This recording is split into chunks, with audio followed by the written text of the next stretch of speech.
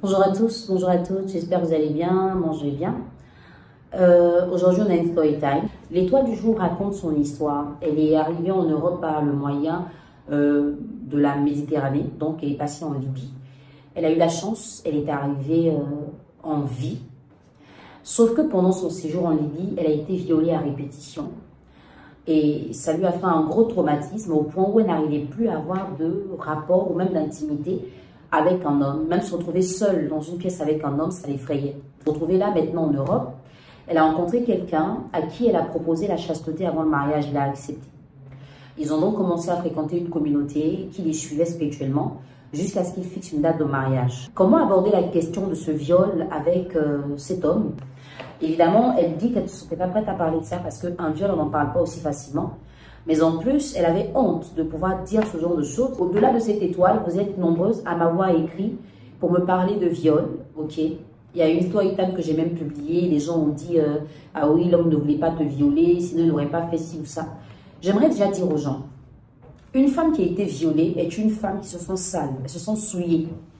Parce qu'un rapport sexuel doit être volontaire. La femme qui est volontaire pour un rapport sexuel, elle s'apprête psychologiquement. Elle va rencontrer un homme qu'elle a séduit. Elle va rencontrer un homme qui lui plaît, à qui elle a envie de faire plaisir, à qui elle a envie de démontrer qu'elle a des capacités. Elle a envie de montrer à cet homme qu'elle a choisi, même si c'est le temps d'une nuit. Donc quand la femme n'a pas choisi et qu'on l'oblige à avoir un rapport sexuel, évidemment, elle se sent sale, elle se sent souillée. Elle a honte d'elle, elle a honte de son corps. Elle est blessée profondément. Il arrive des fois où elle s'en veut. Des fois, elle se dit que c'est elle qui a donné l'occasion. Tout comme vous le dites des fois, pourquoi tu t'es habillée comme ça? C'est parce que tu étais sexy qu'on t'a violée.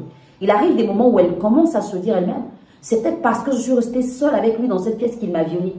C'est peut-être parce que je suis allée à son rendez-vous qu'il m'a violée. Et voici cette femme qui va se dire, c'est parce que je suis une belle fille que les Libyens m'ont violée. Donc, la femme qui est violée vit un profond traumatisme. Entre mille et une questions qu'elle se pose, entre le stress d'avouer cela, entre le jugement de vous autres, elle ne se retrouve pas. Monsieur, je ne fais même pas cette vidéo pour m'adresser à madame, mais je m'adresse à vous. Parce qu'aucun homme ne maîtrise le passé d'une femme. Une femme peut vous dire, je suis vierge, jusqu'à ce que vous vous rendiez compte qu'elle a eu 50 relations avant vous. Votre partenaire a été violé à répétition en Libye. Déjà, quitter son pays, espérer aller vers l'Eldorado et passer par toutes ces étapes qu'elle ignorait certainement, c'est un choc. Sans savoir que dans ce périple-là, elle allait être violée, donc abusée à répétition par des gens qui ne donnent même pas envie de dire bonjour honnêtement. Et pour ceux qui racontent des témoignages de ce qui se passe en Libye, c'est vraiment affreux. Apparemment, des femmes sont mises ensemble et ce n'est pas un viol qui est individuel, ce sont des viols collectifs.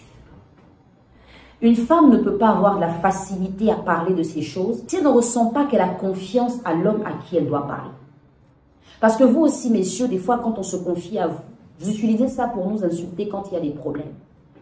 Des fois, quand on est vrai avec vous, quand il y a une dispute, vous nous rappelez notre passé. Quand on veut être honnête, on veut être total, vous nous montrez qu'on n'a pas ce droit-là. Parce que vous prenez ça comme un alibi.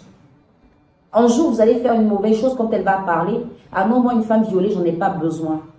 En pensant à toutes ces choses, vous pensez qu'une femme peut être à l'aise de vous dire « j'ai été violée à répétition ». Sachant qu'une femme violée est exposée à tous les risques de maladie. Elle n'a pas eu cette force, elle n'a pas eu ce courage, parce qu'elle-même, elle ne l'avait pas pour accepter ce viol. Elle était arrivée à une dimension où elle s'est dit, si j'étais restée dans mon pays, on ne m'aurait pas violée, mais on aurait pu te violer même si tu étais dans ta chambre. Donc le viol ne s'excuse pas. Mais à un moment, la femme violée excuse des fois son violeur et porte le chapeau en se disant, c'est moi qui ai permis. La femme violée qui n'est pas suivie psychologiquement essaie de se guérir elle-même à travers des actions. Mais quelles actions?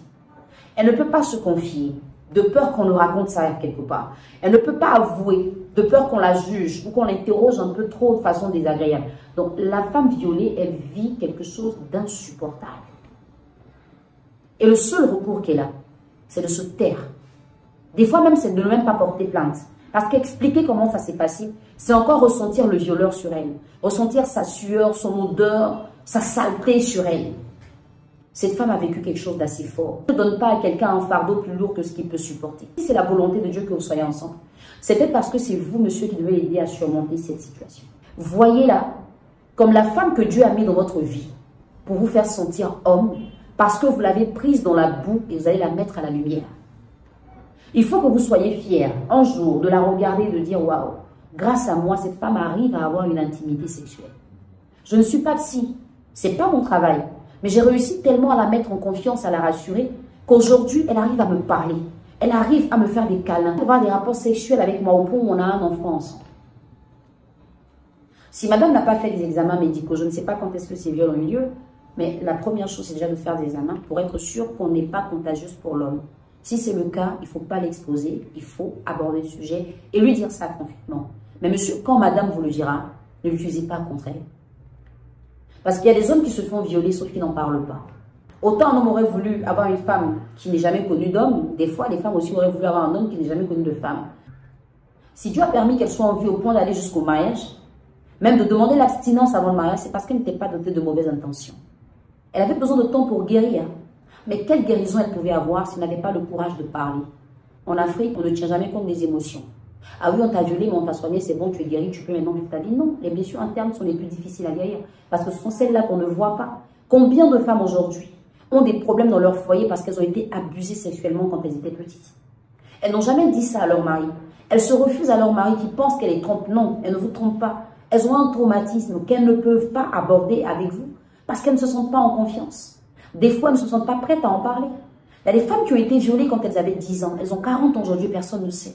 Des fois, c'est l'ami de leur papa. Des fois, c'est leur frère. Des fois, c'est le maître de maison. Des fois, c'est le gardien de l'immeuble. Il y a toutes ces choses. Mais elle ne peut pas parler. Parce qu'elle a trop mal. Elles se sont trop sales. Elles se sont trop souillées. C'est à vous de la remettre en confiance. De lui redonner la place qu'elle doit avoir. Parce que même une femme violée est une étoile.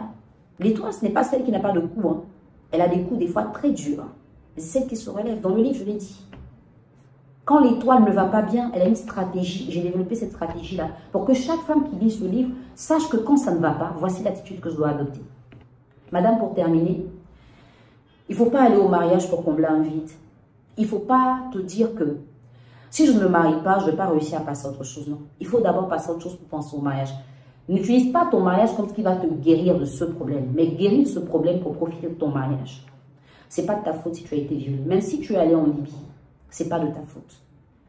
Tu aurais pu y aller et ne pas être violée. Mais tout ce qui arrive doit nous servir de leçon. Aujourd'hui, tu as peut-être banalisé cette histoire, mais essaie de la reprendre à cœur et puis demande-toi, qu'est-ce que je peux faire pour retrouver un certain équilibre? Tu peux voir un psy, c'est pas trop tard, tu peux voir un psy. En Europe, c'est beaucoup plus facile. Hein? Au-delà de ça, tu peux peut-être essayer de lire des témoignages de personnes qui ont été violées et qui ont réussi à surmonter ce blocage-là. Comment est-ce que ces personnes ont réussi à le faire? Quelles sont les petites stratégies? Il faut aussi comprendre que tu n'es pas de la merde. Parce que si tu te définis comme de la merde et que tu attends ce temps pour donner de la valeur, s'il ne sait pas le faire, il ne te donnera pas. Et tu auras l'impression donc que tu ne sers vraiment à rien. Parlez de ça en interne. N'allez pas l'exposer aux témoins ou aux pasteurs ou aux prêtres, non. Pas à ce niveau. Que tous les deux d'abord puissent gérer ça. Prouve à ton partenaire que tu n'es pas contagieuse pour lui. Que tu n'as aucune maladie qui pourrait être un risque pour votre mariage. À ce moment, ils se sentent un peu plus en sécurité. Si l'abstinence doit prendre un peu plus de temps même après le mariage, il pourrait le comprendre parce qu'il sait désormais pourquoi ça se fait. Et par la suite, c'est avec une hauteur d'esprit. Il faut te dire, mais j'aurais pu mourir à la suite de ces viols. Pourquoi je ne suis pas morte? C'est parce que je devais épouser quelqu'un qui allait m'aider à oublier. C'est parce que je devais épouser quelqu'un qui ferait de moi une mère. Parce que là où on pense qu'on m'a pris la vie, je peux donner la vie. Il faut te consoler avec ce genre de paroles. Je pense que tu pourras sortir de ça. Et si par hasard, ton partenaire n'a pas assez de maturité pour encaisser le coup et qu'il demande la séparation, ne sens pas que tu as tout perdu. La première liberté, c'est de pouvoir parler de ce qui est un blocage pour nous. Et ça, tu l'auras réussi si tu parles avec lui. Tu te sentiras libre. Aucun mariage ne pourra conditionner ton bonheur. Bien au contraire, tu sauras te donner du bonheur parce qu'enfin, tu comprendras, je suis une femme responsable. J'ai vécu une situation difficile que j'assume. Je vais guérir de ça et je passe à autre chose. Si un homme ne connaît pas ma valeur parce que j'ai été abusée, c'est que ce n'est pas l'homme de ma vie, tout simplement. Alors n'oubliez pas que le livre du moment est toujours en vente. N'hésitez pas à appeler les numéros ou envoyer un message au numéro de votre représentation pour vous procurer ce livre qui est un pur délice. Grâce à Dieu, il se comporte très bien, les gens l'achètent. des gens le lisent, des gens sont édifiés. Il ne faut pas rater cette occasion-là. Des histoires dedans vont vous aider à comprendre ce qui n'a pas marché dans vos relations et qu'est-ce qui a fait que vous n'avez pas atteint certains niveaux. À très bientôt pour une autre story time.